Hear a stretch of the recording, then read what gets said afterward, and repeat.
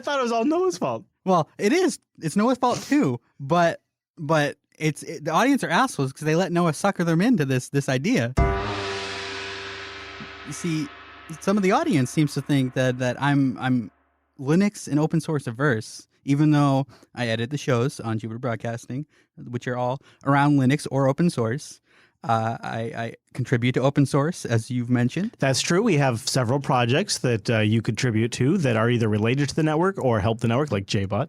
Yep. And also, we've talked even on this here show about projects we're contributing to for podcast production on Linux. Yep. And I think it's all Noah's fault because he seems to have given people this. Are you saying you've been typecast, Rikai? You have been cast as the Windows guy. Yeah, I'm the Microsoft villain of Jupiter Broadcasting. Or hey, I'll be open. Maybe I'm the Apple villain. Why do you think that is?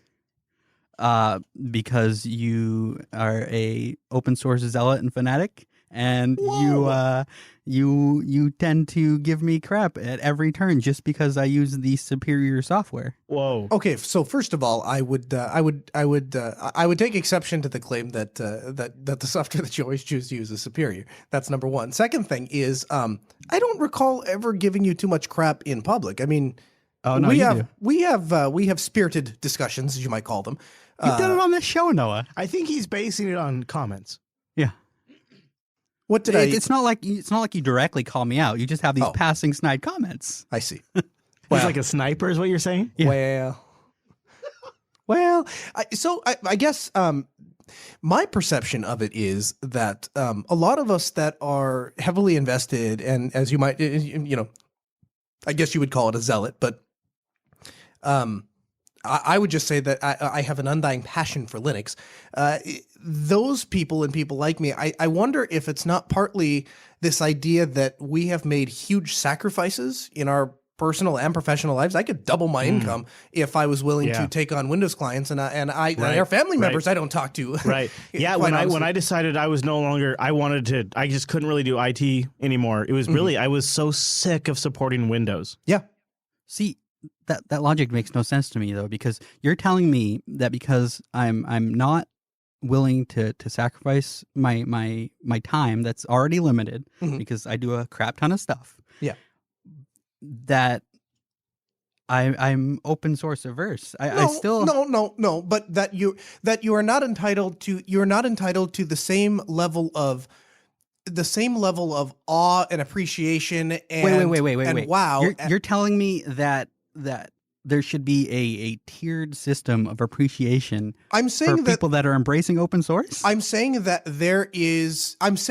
it takes a special amount of effort to to take the road less traveled, and I'm saying that it takes almost no effort to follow down the road which is most common. If you go to set up a web server and you don't use Linux, then you're an idiot. Okay. And so what I'm saying is, when somebody who comes and goes, "Hey guys, guess what? I use Linux in a web server." Go, good job, bravo for you. Same as 98% of the rest of the industry. But when you come in and say, "Hey, you know what? We went out to a conference and we sat down and we broadcasted live video on Linux on a machine that we built in 24 hours and then brought it over here and set up, and like we're finishing up the operating system install." No. Literally on the table. I'm going to let you finish. But who helped you set all of that up? Oh, for sure. Yeah. But what I'm saying is that the compromise there wasn't your compromise to make. If it blew up, it wasn't you still got your paycheck. Your personal things still went forward. It was Chris that was on the line. Some issues. But what I'm saying is, it's not your personal sacrifice that was on the line there. That and it wasn't mine either, to be honest. It was Chris that time that was taking the bullet. If it didn't work out, he's the one that it's his network, it's his show, it's his advertisers that are on the line if it doesn't work out. But for example, with video editors, for example, if I opt to use an open source video editor, that means that the entire network will get lower quality output. That's not really your decision, though. Well, I mean, technically, at the end of the day, it is. I don't think Chris would stop me if I wanted to use that. Hold on a second now. If you went out and I would say this, I would reframe it like this. If Rikai came to me and said that, "Hey, Chris, I think Katie and Live can seriously do everything we need to produce our shows and edit them," I think we could switch. Yeah, I think I would that day be like, yeah, let's do a run. Yeah, I understand that, but what I'm saying is, I think you guys are missing this. What I'm saying is, if it doesn't work out, it doesn't necessarily affect him personally, other than he has got to listen to the verbal recourse when it doesn't work out. No, what your message kind of has been for the last minute is you haven't demonstrated the sacrifices you have made to make it work under Linux. And the implied message is there that you have to make sacrifices to make something work under Linux. Oh yeah. And then that's where I get really worried about, well, then how the hell can we ever expect anybody to want to switch to this platform? Hey guys, come to Linux where you make a shit ton of compromises. Yeah, that's a horrible pitch, My man. I think counterpoint. I think that you're making sacrifices either way. I think they're different sacrifices under Linux, and I think that oftentimes there are sacrifices that we are not used to making. So, for example, nobody really thinks twice when Windows blue screens and crashes and you have to restart. Nobody really talks about the fact that in Windows 10, it's just going to restart. You're going to lose all your unsaved work automatically, and there's really nothing you can do about it. Those are just things that those are sacrifices. They're just ones that we have grown accustomed to, and we just don't care. Now. Yeah, we just don't care, and so we don't talk about them. So what you're saying is that Linux shouldn't hold itself to a higher standard and just make better software that works and does what you want it to do? I think that Linux should hold itself to its own standard, and I think that people as supporters of Linux and open source, it is incumbent upon us to go ahead and take the first lashings and live through the pain of the Linux so that the users down the road that will eventually be coming to it have a smoother experience. So for example, I see myself, it's my job to go try all of the software and all the things. It's good for us to go try OBS the first time it comes out before it's even really available. And there's a bunch of bugs and there's not even buttons to switch scenes. Sure. Because 8 months later, I sold that same solution to a church. Sure. And by that time, everything had gotten perfected. And I knew all the little ins and outs of how to make it a smooth experience for them. So Linux wasn't a compromise for them. I don't mean any disrespect at all when I say this. This is just, I'm throwing this out there as a concept to you. Mm-hmm. It feels like the argument you're making is that works when it's not a competitive environment. And so if you're doing Let's Plays and you're doing video game related content, it might not be an underestimate to say there might be 2 million different people on YouTube that are doing that same thing. Sure. And so any competitive disadvantage or handicap you decide to take, boy, that's a hell of a calculation. Right. And now this is the part where I really mean no disrespect, and I'm just asking you just intellectually, is it possible that this principle has been more successful for you in Grand Forks than it would say in Seattle, where there could be 500 IT companies locally that offer the same service, and I might even be under. It might even be more like 1,500. Oh, sure, of course. I guess what I'm still trying to say is any kind of competitive disadvantage you take costs so much more in where there's extreme competition. And your argument so far, and I'm obviously an advocate here, but your argument so far is take some compromises and maybe be a little bit competitively disadvantaged for a bit. Sure. And I think that were true if I was an isolated case, right? But I'm not. Red Hat is a multi-billion-dollar company, and they're doing the exact same thing I'm doing. They're taking LibreOffice and replacing Microsoft Office with it. And Southeast Linux Fest is doing the exact same thing I'm doing. They're taking Macs and replacing them with ThinkPads with Ubuntu Mate. And Scale is doing the exact same thing I'm doing. They're taking enterprise-grade Wi-Fi access points, $1,200 Ruckus access points, and replacing them with $35 TP-Link flashed, OpenWRT routers. Right. So there are places all over the place that are doing the same things, and they are all having success. And this is across North Carolina and California. And so, yes, I agree. I do think, yes, I absolutely think that I have that as a 29-year-old person who started an IT company, in college. Yes, I think I had a much easier time in Grand Forks, North Dakota, town of 50,000 people than I would in Seattle, where everyone is doing that, right? Yes, absolutely. There's some truth to that. Just full disclosure, because I was just pushing. One of the things that made me more advantageous and competitively kind of above everybody else was I was the guy that knew Linux. Yeah. And so that's why I got the clients I got was because if they had Linux, Mac, and Windows, there was basically one guy. So for me, it was a competitive advantage. Yeah. Total disclosure there. Around here, I don't think that people, most of my clients are probably not that not that technically literate to understand that. But what they do understand is that they don't call us back as much as they call the other people back. That's the other thing you never mention, Noah, is you never mention when you come to me for support to fix your Linux issues. That's just because you have super good Google Foo skills. Yeah. And I actually know Linux. Yeah, that's true. That is true. And in fact, thanks to you, I have modified my Pac-Man config to be way funnier. Now, I think you should also maybe possibly consider looking at this as an advantage, because there is a dirty, dirty secret about the Jupiter Broadcasting Network, and you represent that dirty secret? a dark matter number that I will tell you. But I'm gonna reveal one of our dirtiest secrets. Okay, but first.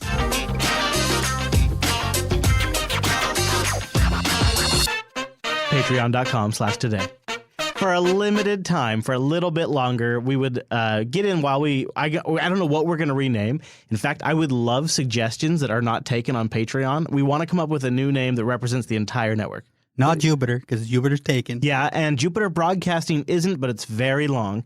And by the way, by discussing this with you, I am sort of taking faith that you won't just squat on something. I want your genuine input. Or if you do squat on something, give us the login info so we can change it. Yeah, because there's a few that really would be great. Anyways, if you have any ideas, let me know at Chris LAS. I don't have the full pitch yet, but 2017, this Patreon page is going to matter more than ever. And so there's a few things I'm trying to do to thank you for supporting us. Now, I'm giving User Air 10 episodes. We're at episode 6 right now. And if I'm being honest, I'm getting tempted. I've gotten a few emails. I'm getting tempted about doing sponsorships, because if I could get a couple extra $1,000 a month into this network, I could do a lot of things. Tell me about it. I know. There's like so much stuff that we just have waiting in the wings that we haven't done because it's not financially viable yet. I almost wonder if I should, because I actually think maybe the silent majority is okay with advertising, is what I actually am starting to come to. Yeah. And so maybe that is actually okay. And so maybe what we do is we use the Patreon funding to offset how many sponsors we have in the show. I'm not sure what it is. My dream has always been sponsor free, to do an entire show I want to do a top tier show on the network that is completely sponsor free to prove that it can work. But we need your support. Patreon.com/today. This show, one of the things that I think maybe we don't prepare a lot ahead of time, which I love about this show. But I do spend a lot of time afterwards making it good. As good as I can. And that does take a considerable bit of my time. And not to be that guy, but you've seen this hair. My time is very valuable. There's a lot of things on the network I could be doing. And I'm not even saying that to be that guy. It's just there is much, much, much to do. As Rikai was just sort of implying. But I want to spend my time, what I do work on, I want to spend my time doing it right. And this show is one of them. This show, it encompasses a lot of theories, a lot of planning, a lot of visions, a lot of discussions, a lot of, well, maybe one day, if only we could do a lot of that is coming to fruition right here in this show. Back-end stuff, editing stuff, all kinds of little things that we've been working on. There is actually, just as an example, we've recently been invited to a private beta, which I've sort of been considering covering on this show, that is a total podcast platform. It is a replacement for our entire website. It integrates advertiser tracking. It integrates Patreon support. It integrates download counting, RSS feed generation, and it's done by somebody who has a lot of standing in the podcast industry. And we're using User Air behind the scenes to test that platform. Not that we will necessarily change overnight, but we want to make sure that Jupiter Broadcasting is staying competitive. And User Air offers us a chance to try all of these things that we've wanted to do 10 years into all of this, that now, boy, if I was starting something today, what the hell would I do? How would I do it different? How many times have you thought about that? Man, if I was doing this today, if I knew what I knew, how would I do it differently? That's what User Air is. And I love as part of that, I love the idea of it being totally listener supported. But to be frank with you, we need a lot more support. Once we get to around episode 10, I'm hoping that we'll have like the recording schedule nailed down. We'll maybe have figured out guests, and I'll have an idea of the pitch I'm going to give to advertisers. Or we'll have an idea if we've gotten enough support from the audience. Patreon.com/today. Rikai, I truly believe that you represent the dark matter user of the Jupiter Broadcasting Network. The truth is, a lot of our downloads come from Windows users. Oh, yeah? Yeah, a lot of our website visits, a lot of our downloads, a lot of people emailing us with questions. Because like you, myself, and Noah, we all research something before we switch. And so we really kind of, and sometimes... sometimes we really go deep and we just dig in and watch every piece of content we can. I know before I moved into the RV, I watched everything on the subject on YouTube. I was so hungry for content, and now I still watch the videos on the and so a lot of people on Windows that are sort of looking at the Linux side of the fence, Yeah. they're watching JB content to get a feel of what things are like. And you represent that toe in the water. Well, I also feel like there's probably another category of users in there that are like me, where they straddle the line and they run multiple platforms. Yeah, for sure. And they just happen to have their podcast downloader on the Windows side. Like Johnny, you walk the line. You walk the line. I walk the line. Noah walks into a bar and he ends up at a radio station. I had a client that is hosting an event this week, and they wanted to have a local radio station come out and cover them. So immediately, as soon as I saw that work order come in, I'm like, yeah, I'm taking that, because that's one thing that my employees have to put up with, is that these days I do the work that I want to do, and then the rest of it gets fettered out to other people. Good for and you. I had some interest. I had some personal interest in this because I have a vested interest in broadcasting, as well as it's just And kind beer. of and beer, of course.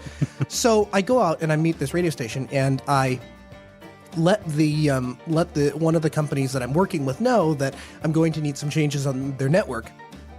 And basically, what they told me was, "Piss off. We got it. Don't worry about that. It'll work just fine." And I had then contacted the manufacturer of this box, and I said, I need to know some of the network parameters of how this needs to be configured. And they said, well, you need this port and this port for open on the firewall. So lo and behold, I show up and we Wait, connect. so this is a box that they put on their LAN that ends up connecting to a system on another network? Yeah. And So it has to go, okay, all right. Yeah, okay. and we'll go into detail because the box in itself is actually kind of cool, but Oh, that's okay. a different story. But so we get there and we plug this box in and it doesn't connect. And so the guy looks at me and I said, well, I know why it's not connecting. I couldn't get anyone to do anything about it. So I write another email, carefully worded, but basically I said, just so you know, when I asked you to do this last night, I was correct, and so this is what you need to do. So if we could do it now while this guy's standing here while we're all waiting, that would be terrific. So changes got made, and what this box is, it's really cool. It is an IP mixer. So you get XLR inputs on the back, and it has a program output. So there's XLR outputs if you want to send to like a house sound thing. And then there are 4 return jacks for headphones. And you get, of course, a potentiometer for each one of those headphone jacks, as well as sliders for all of the microphone jacks. But instead of just mixing the sound and sending it out to a computer or a recording deck, what it does is it encodes all of that audio into an IP stream, sends it over the internet to an identical box on the other end, and then that is received, and from there that can be plugged into the soundboard. So to give you to condense that down for if you weren't following that, basically what that means is Chris has to take a microphone stand and a microphone and a pair of headphones and a mixer and a power supply for the mixer and an USB audio interface and a laptop and another laptop so they can bring the mumble room in, and cables to connect all of this stuff together, and it just extrapolates out huge. In fact, what you are literally defining is the reason why we decided not to do Open Media Vault, or I'm sorry, Yes.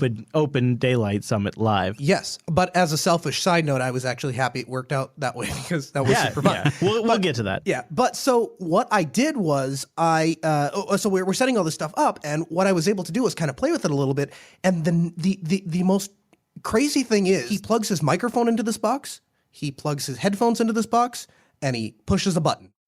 And any of the, if they have somebody that's calling in, it's coming into the studio and it gets routed to his headphones through that return jack. And he's sending all of his audio through that microphone jack.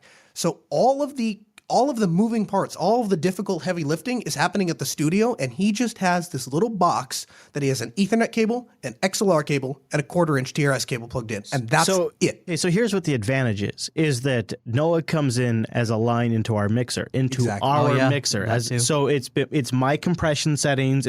But it's not just that it's my EQ and my compression. It is my compressor. You see, there is a difference in the way Noah's compressor sounds versus the way my compressor sounds. They're just two different pieces of equipment. So there's a very slight difference in sound. However, we are both using the same exact microphone in very similar setups. We try to get it very close, but this would make it perfectly close because it would just be like a mic into my mixer. So the compression algorithm it's using is G.11, G.22, PCM, tie line music. And this could become actually more important than we think. The User Air Show may miss a week from time to time. We don't mean to, it's just we all have a lot going on. And I think as the show goes on, we'll nail it down. But in the meantime, subscribe to our RSS feed. Go to error.show. That'll take you to the User Air page. And then any of the shows. You click it, you'll see the RSS feed. And exclusively for those of you who are subscribing, from time to time, we will be publishing our Diamond collection. Now, the first Diamond collection, it's already out. It went out to the RSS feed.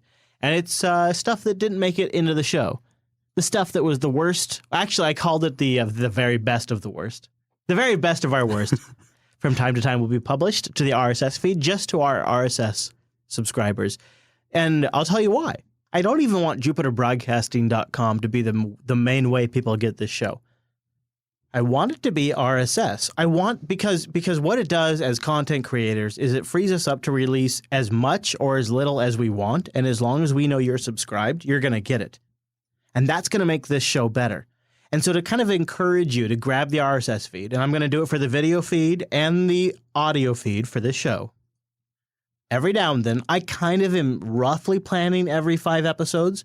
I'm going to release stuff that never made it out into public. Grab the RSS feed. It's in our show notes. And every now and then, you will automatically get an episode from our Diamond collection.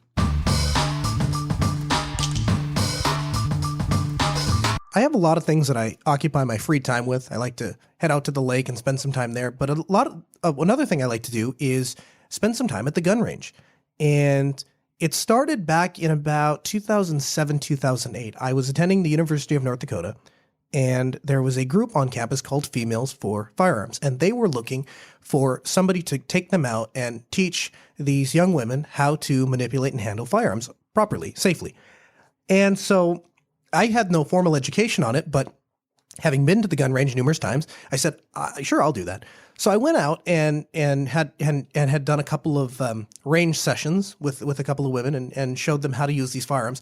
And as the group started to grow, they eventually rented part of a range, and they were going to bring like 40 some gals in, and they were all going to come to me to do this firearm instructing. And I thought, I need to go get some professional training. I don't really know what I'm doing. I'm just basically showing people what I've learned from being at the range. And that was an eye-opening experience. So I can imagine. Yeah. So I spent a week at an academy learning how to teach other people about firearms. And to be quite honest, I learned a lot of my own bad habits and how to correct those. Yeah. So there are some rules I can't quite square. And so I don't like the 10 commandments of the NRA or whatever. I go by 3 rules. Always keep the firearm pointed in a safe direction at all times. Keep your finger off the trigger until your sights are on the target. And keep in mind you're in possession of a firearm. If used negligently or maliciously, it could hurt and or kill you and or someone else. And what I found is those 3 rules we can abide by 100% of the time, and you can break any one of the 3 rules and not kill somebody. I'm curious. So, Rikai, do you mind if I disclose your state of origin? You've said it before on air, but yeah, sure. So Rikai comes from Maine, which is on my bucket list of places to RV in. And I'm kind of curious because that is about as far away as you could possibly be from this exact position right now. Except for Florida. What is your take? What is your culture? What is your upbringing on this issue? Firearms are obviously very popular in Maine. There's a lot of hunting. I didn't know. I'm curious. Yeah, there's a lot of hunting because it's mostly woods. There's a lot of animals in those woods, so people go hunting a lot. Like here in Washington. Even more so, I would think, because like there's a lot of woods and not a lot of people. Washington has a lot of people. So On the west side. Yeah. yeah, I suppose. But personally, I've never been too interested in gun stuff, so I just Was it haven't part of your bothered with family it. culture at all? No. It was a big part of one part of my family culture. It was not part of my family culture at all. That's exactly where I was going, because when you go to Noah's house and he gives you a tour, he's got a beautiful house, he's got a beautiful family, he's got a lot of automated stuff, and he's got a nice collection of guns. And if you ever try to go to Noah's house, you should keep that in mind. The front door is definitely there for your protection, not mine. But I didn't grow up around guns. I didn't grow up, nobody in my family used guns. All of my family respected the Second Amendment and people's right to own guns, but they never owned guns themselves.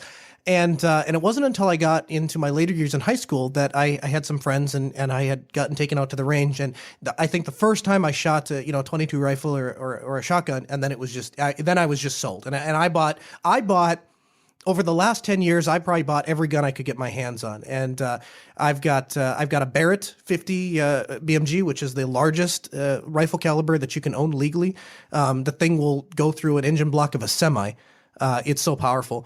And I just love guns. And so I have spent the last couple of years now instructing and teaching people how to effectively and safely handle firearms. So I teach everything from the introduction courses, which are things like, my family member or husband has a firearm in the house. I don't want to use it. I don't want to shoot it. I don't want to do anything with it. I just want to know how I can remain safe in my house because somebody else in my family owns a gun. So what do I need to know to be safe in my household? I teach that course all the way up to some of the advanced, tactical courses on how to defend yourself out in public and stuff. I will jump in here and I'll say, my experience has been with you that just standing next to you as somebody who hasn't gone through all of the training but has gone through some basic training. Sure. I can just see in the way that you even the way you look at them, the way you touch them, the way you have them stored, the way that when you show them.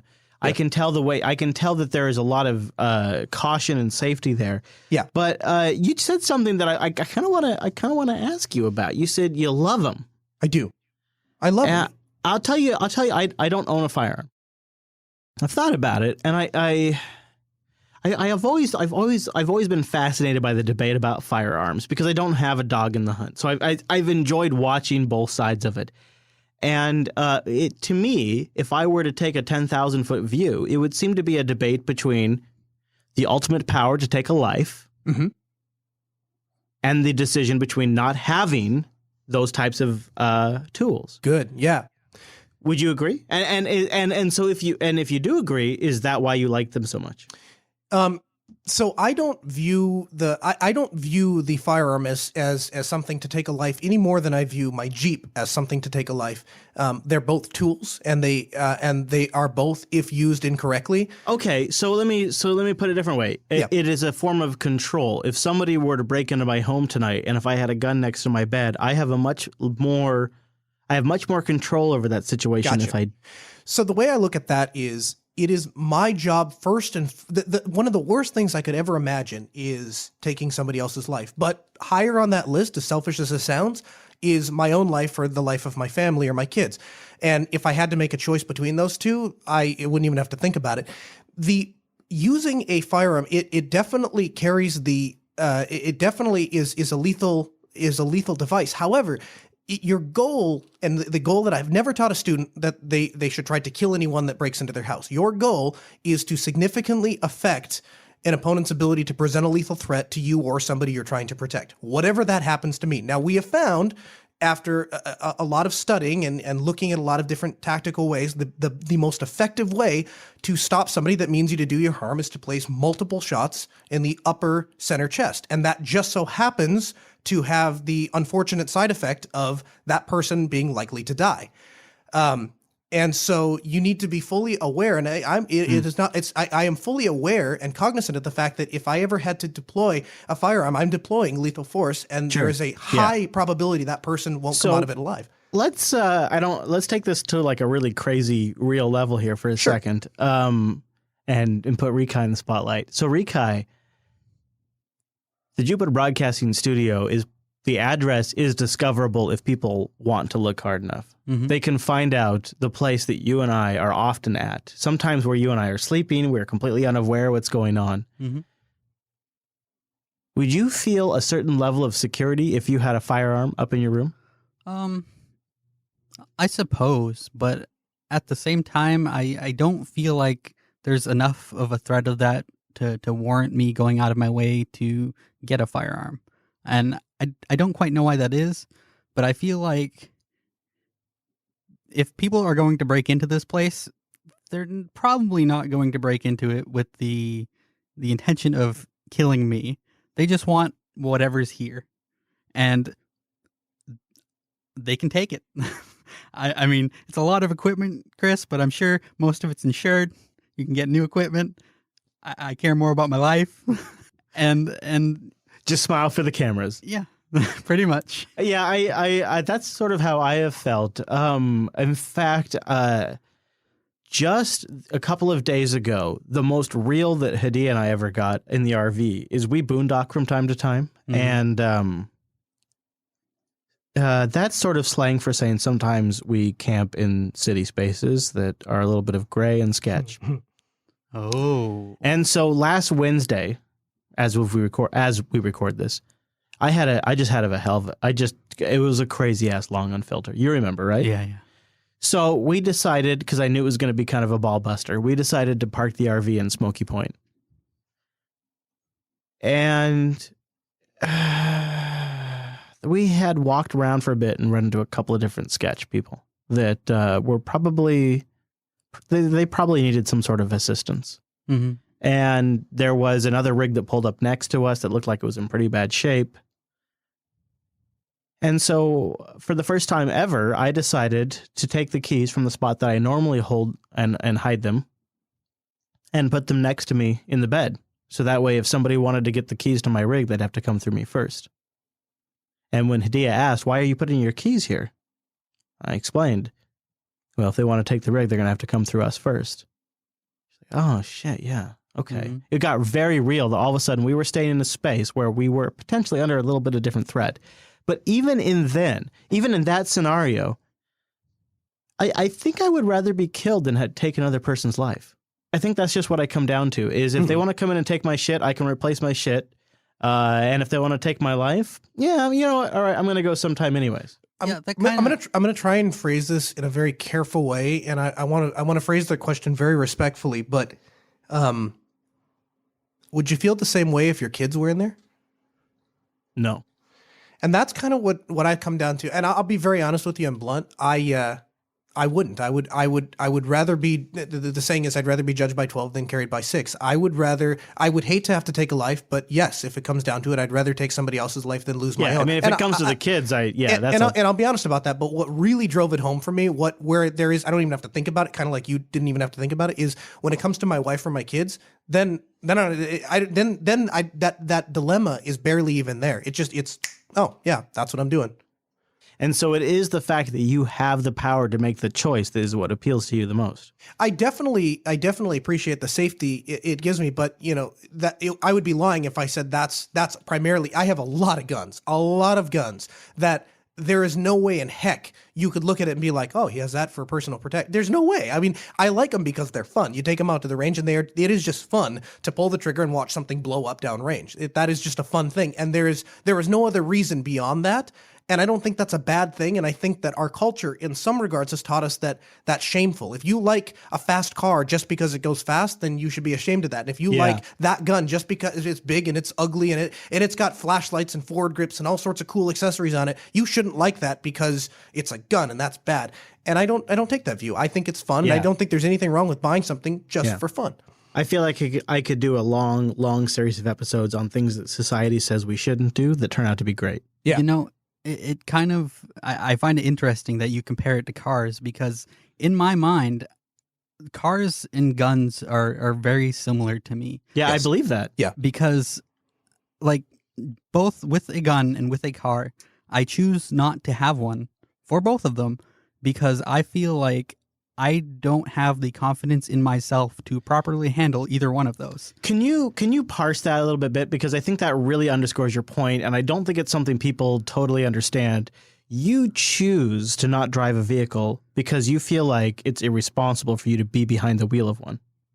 Yeah, because I feel like a car is just, in essence, a very large weapon at the end of the day. It's like thousands of pounds of metal that you can smash into another human being. That you fly past other ones at the same time. To put very succinctly, and I use this in class all the time, my 45 Glock puts out around 1,200 foot-pounds of torque. When I get my Jeep rolling, I'm approaching 500,000 before I reach 15 miles an hour. And in fact, if you go back and look in history, they were just called death machines. Yeah. Like these things are, like the idea, in 100 years, our kids will look back and look at this and go, wow, they actually drove the cars themselves? That's amazing. Like, did they have like they had red lights and green lights? That's and that's not even factoring it'll be in. laughable. In 100 years, humans driving cars will be laughable.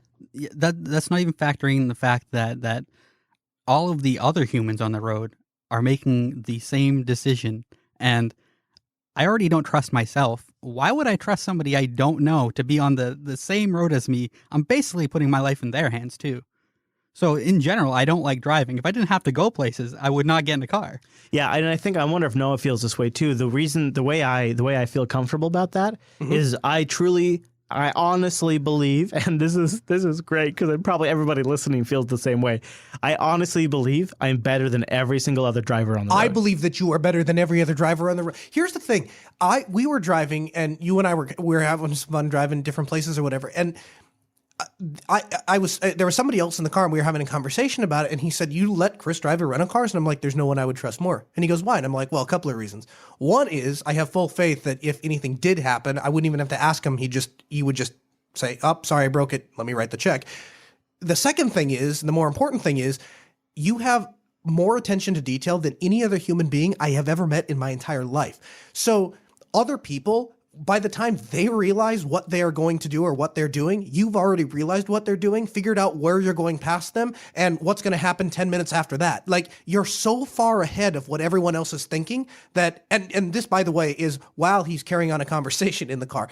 You're capable of multitasking so well and thinking and paying so much attention to detail that I think it does make you a better driver than everyone else on the road. Now, to me, it's kind of the opposite. The fact that Chris multitasks so much kind of freaks me out in a way when he's driving, because it feels like he's not always paying attention to the driving. Absolutely wrong. Absolutely wrong. Do you know how many times when I was driving with him in the RV, we were going down to pick up Ham, and somebody would like pull out in front of him and he would be right on the brakes and just like, we're already slowing down. I'm like, what's happening? That guy's going to cut. There he is. Cut me off. I'm like, how did you know that? Well, I saw him coming up over here, and then that car moved over, so he was going to come up, and so I realized that guy wouldn't have any place to go, so you have to cut. He figures all that out. And again, while he's having a conversation. I'm not actually criticizing his driving ability. It's more just how it makes me feel mentally, if that makes sense. Yeah, actually, Hadia felt the same way. She was very, very uncomfortable initially. Yeah. And now when we go to family events, she's like, oh yeah, he's a way better driver than me. Because I'll tell you the biggest compliment paid to you is I don't sleep when other people are driving a vehicle because I feel like it's my job. No, really? No, I sit and I pay attention so that when we're about to hit something or die, I can say something, at least try to save my own life. Wow. I think the way I fell you asleep. go out, when you drive, I fall asleep 10 minutes into it. See, I do the same thing, but I never get comfortable. Like, I still criticize my mother's driving. Yeah. And she's been driving me for my entire life. God, I'd love to play you in a racing game, Rikai. Oh, I'd wreck you. You'd probably do great. Yeah. But I won't be comfortable with cars until people aren't driving them, because people make mistakes, and I'm more comfortable trusting my life to a piece of software that will do the same thing every time, no matter what. Because then you at least know why it did it. And let's be honest. I mean, I have way more faith if my truck knows that 25, 35, 45 cars in front of me, they're beginning to apply 25% of their brakes. Yeah. That gives my car a level of heads up that I could never have because I don't have that level of information or connectivity. Yeah, but you know 5 cars ahead of time, whereas most people know when they've hit the car in front of them. Oh, I guess they're stopping. I many times though I'm driving and I think to myself, I can't wait till the computers take over. When I watch intersections and I watch us stop and then I let one side goes and then the other side goes. When computers take over, it'll be like data packets.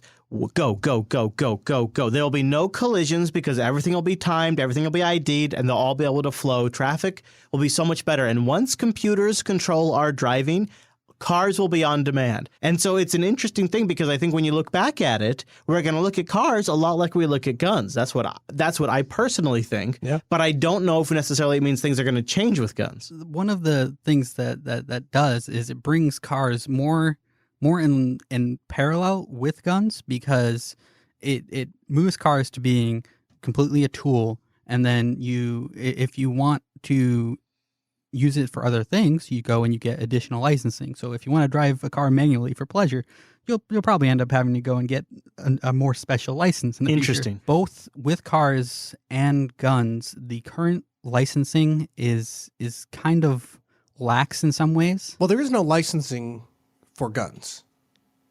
You don't have to. Well, it depends on where you live, doesn't it? Kind of. So I'll start with this. The Constitution says that everyone has the right to a gun. So constitutionally speaking, you can't then say that you have to get licensed to get a gun. Now, some states require what's known as a purchase or permit to purchase, which is basically you having to ask the county permission to go buy a firearm. And I even disagree with that. I do, however, think, obviously as a firearm instructor, that anyone that's going to purchase any tool that has potential danger, whether that's a car or a gun or an air nailer, you should go learn how to use those tools effectively without hurting yourself. See, I think that's where you and I disagree. Sure. I am completely for the ownership of guns. Mm-hmm. I even recreational use, protection, whatever. Mm-hmm. But I think that people should be required to have a certain level of competency to be able to use those things, period. Let me ask you a question. Do you think that people should have a certain level of competency to exercise other rights, like, for instance, the right to vote? Should we make people Yes, actually, I do. Okay. Well, at least you're consistent. That's cool. I also think that there are way too many drivers on the road that should not be on the road because our agree. licensing laws Well, are driving way is too lax. Driving is a privilege. So, I mean, when it comes to driving, like, technically, you can make all the restrictions you want on driving, and you won't hear an argument from me. It's when you get into any of your rights that I would take a firm stance and say, well, let's back up now. We need to make sure that we're allotting those rights to everyone. But yeah, I would be fine if they want to restrict driving. I don't know. I feel like the fact that the right to bear arms in the Constitution kind of puts guns in a position that they really shouldn't be. Let me, and maybe Noah, I'm sure you would probably know, but I don't actually want to go too much further without making this clear. The Constitution doesn't guarantee the right to bear arms. What the Constitution does is it says the federal government should not get involved with the public's ability to bear arms. As in, it's not that you don't have this ensconced right. What you have is this: the federal government shall never get involved in this area. Yeah. Well, Is that no, well, so my understanding is that the Constitution is basically a contract for the states to abide by if they want to be part of the union known as the federal government. So if you want to be a part of the federal government, part of the United States, then you will agree to, here's the contract that you agree to. And one of those things is that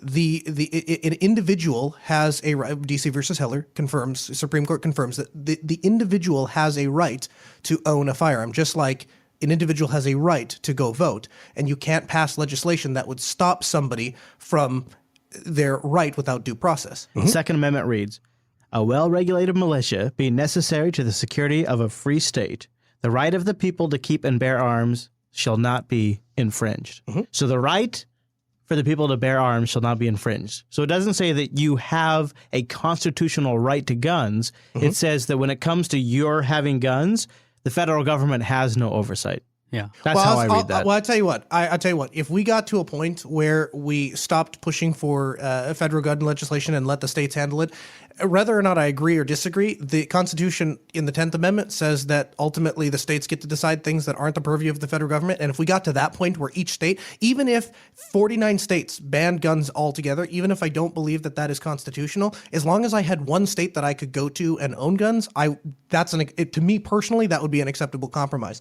The problem is right now, my biggest concern is that we are putting this one size fits all. And so the people that are living in a crowded 500 apartment complex in Manhattan are subject to the same rules as me living in a house in BFE, North Dakota.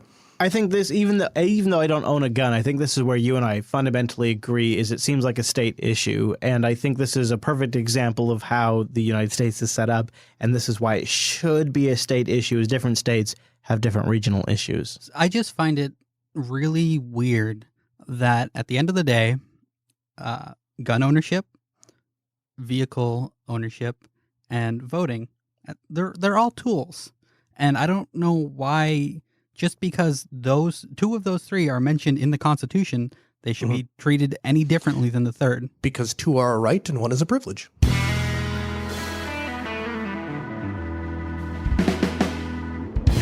Look at that. My girlfriend sent me. She just sent me I just got the most wonderful telegram ever. It's a bucket of KFC. A bucket of KFC. Bucket? Yeah. A bucket? What'd you give me, baby? What'd you give me? I got you a big bucket of chicken, an extra Go coleslaw, home. and turnovers. Those are for the kids. Leave them alone. Are you eating it right now? You smell like... I'm freaking hungry. What do you smell? Oh, I smell the fry. I'm hungry now. Yeah. Lick my finger, baby. And I got enough for you, Rika. You don't have to lick my finger. See, here's the thing, Noah. If anything's ever going to break Jupiter Broadcasting apart, it's food. Yeah, but see, she just made the critical thing. She said she got me some. We're good, Chris. Yeah. Well, so every now and then, and it's a rarity, but every now and then I'm eating regular food. And of course, Rikai's got a great staple of food. And I'll come in with something. He's like, God, that smells good. What was it like? It was like a breakfast sandwich or something recently. Oh, it was hash browns. Oh, that's what it was. Yeah. You got hash browns from fast food. I don't really like fast food most of the time, but man, there was like 3 days where because Chris brought hash browns to the studio, I wanted hash browns. I was so jealous of him, I considered strangling him and stealing his hash browns. And I guess you went upstairs and reflected on it for quite a bit. Meanwhile, Rikai comes downstairs. This is about 10:35 in the morning. Decides to make himself a breakfast lasagna. And at first I'm like, okay, there goes Rikai. He's putting his lasagna in the oven. But about 11 o'clock... Can't be that good. It's frozen. Yeah. 11 o'clock, the entire studio was filled with the most incredible dynamic smells. I could smell the basil. I could smell the cheese. I could smell the red sauce. I could smell the browning cheese as it cooked under the oven. It smelled incredible. It was honestly one of the most delicious smells in my life. And I became immediately jealous of Rikai's food. Yeah. So what it comes down to is, if JB ever fails, it's probably because one of us murdered the other one so we could steal their food. Neither Then of us I wouldn't get murdered because I don't ever steal other people's food. I'm usually the one going on the food run. That's true. That's true. Noah is the great equalizer. Yeah. I feel like there's no solution though. How do we solve this, Chris? How can we not be at each other's throats over this delicious food? We should move the studio to a buffet. No, I got a better idea. They have this thing in Grand Forks now for college students. It's like they can get like a food meal pass thing for the school. And so you pay like $1,500 for the year. And then you can get 3 meals a day from any of the on-campus little diner things. So a bunch of restaurants have teamed up and they do the same thing. You can buy like a meal pass for like $1,500 and then you can eat any meal at any of the participating restaurants, like 3 meals a day or whatever, for that flat fee on that card. So what you do is you need to start that program and get like KFC and that really great, amazing, extraordinarily great Chinese restaurant. Place. Yeah. Get them on board and get like a couple Thai other place. ones. Thai place. And then we just Five pay them Guys. a monthly fee. Five Guys, monthly. God, that would save me so much money. And then we pay them a monthly fee, and then we can all go to any of those restaurants and eat as part of like a JB benefit thing. That sounds great, Noah. You can fund it. No, you don't have to fund it. You go negotiate. And you say we're going to give you $1,500, and then Okay, you're our negotiator. okay, I'll negotiate. Sorry, I got to swallow some chicken. This guy, he's standing in here I swear, eating the chicken in front of me. What a He can't dick. wait long enough to get a plate even. No. The chicken falling on the floor. He's an animal. I just devoured it.